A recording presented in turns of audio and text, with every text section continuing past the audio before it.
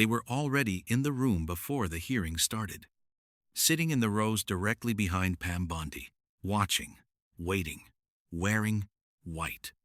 More than 1,000 victims of Jeffrey Epstein. And the Attorney General of the United States sat with her back to them for 5 hours. That is where this story begins. Not with a document, not with a redaction, not with a political argument about transparency, with a choice about who to face and who to ignore. But to understand what that choice means, you need to understand how this moment was supposed to go. Because this hearing was not supposed to be a confrontation, it was supposed to be a vindication. When Pam Bondi became Attorney General, the Epstein files were the cornerstone of everything she promised. The people who had spent years demanding accountability believed the moment had finally arrived. A new administration, a new AG, someone who would finally open the files, release the names, and let the truth land wherever it needed to land. Bondi appeared on Fox News, suggesting a client list was sitting on her desk under review. That was the signal. Then, in July, the Justice Department concluded its review. No client list existed. Nothing more needed to be released. That conclusion set off a firestorm from both sides. Congress responded. The Epstein Files Transparency Act passed with bipartisan support. Trump signed it. Release the files. No more discretion. So they released them. More than 3.5 million pages of documents, photographs, and messages. And that is when something went very wrong. Because what came out of that release was not what transparency was supposed to look like. Victims' names were exposed. Nude photographs of survivors appeared in the document dump. Personal information that had been explicitly protected by prior legal agreements was now searchable and public. The attorney representing Epstein's victims had sent the Justice Department a specific list of names and made a direct request: do not publish these names. The department published them anyway. Republican Congressman Thomas Massie, one of the co-sponsors of the very law that mandated the release, stood in that hearing room and said it was literally the worst thing you could do to the survivors. That is the context before the hearing even begins. But here is what made the room go quiet. While the names of victims were being exposed without protection, something else was happening simultaneously on the other side of the redaction process. The names of powerful men connected to Epstein were being actively shielded. Not missed, not overlooked, shielded. Leslie Wexner, the former CEO of Victoria's Secret, one of the wealthiest men in America, a man whose name appears in an official FBI document as a potential co-conspirator of Jeffrey Epstein's. His name was blacked out. Massie caught it live during the hearing. He brought the document to the table. He asked Bondi directly and specifically, who was responsible for obscuring Wexner's name as a co-conspirator in an official FBI document while simultaneously publishing the names and photographs of the people Epstein victimized? Bondi called him a failed politician with Trump derangement syndrome. Stop and sit with that response for a moment. Massie is a Republican. He wrote the law. He voted for it. He spent months pushing for the very release that Bondi was now defending. He is on the same side of this issue as Bondi claimed to be. And when he asked a specific factual question about a specific redaction in a specific document, the Attorney General of the United States called him a failed politician. That is not a response to a question. That is an attempt to end the conversation before it reaches its conclusion. It did not work. Because then came the moment that no one in that hearing room was prepared for. Massie revealed that within 40 minutes of him publicly identifying the Wexner redaction during the hearing, the name was quietly restored in the document. 40 minutes. After being caught on camera in a congressional hearing. Read that again carefully, because the implication is significant.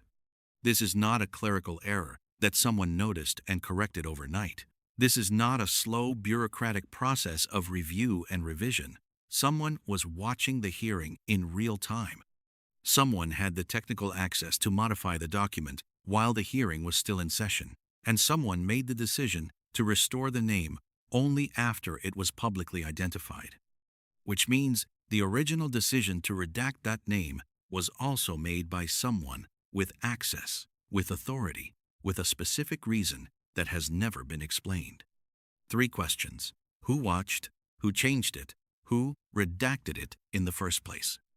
None of those 3 questions were answered in that hearing room. Now add what Jamie Raskin brought to the table. Trump's name appears throughout the unredacted Epstein files, not as evidence of a crime, as a documented presence in the world Epstein operated in. And approximately 30 pages of files specifically referencing Trump appear to still be missing from the releases entirely. 30 pages, still missing. When Raskin pressed Bondi on this, she called him a washed-up loser lawyer, said he was not even a lawyer.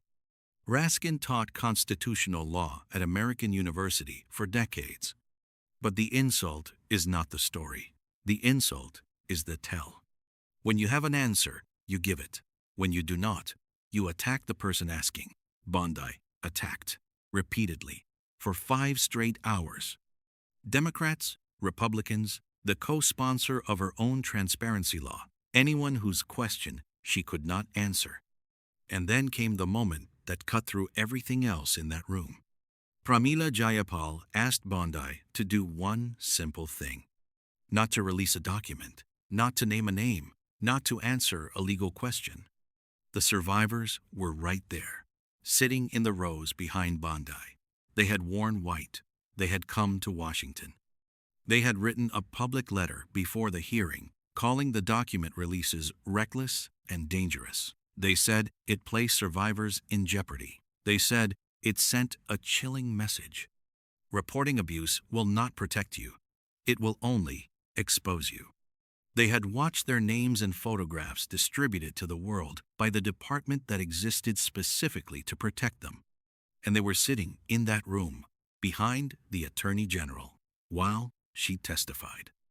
Jayapal asked Bondi to turn around, to physically face the survivors, to look at the women sitting behind her and apologize for what the Justice Department had put them through.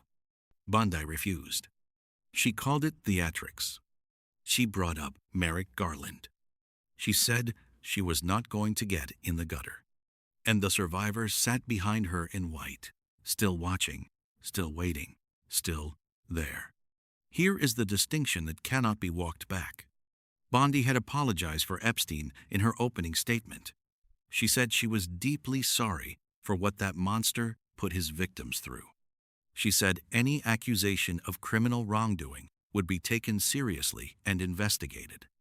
But she would not turn around and apologize for what her own department did to those same women last week. Epstein is dead. He has been dead since 2019.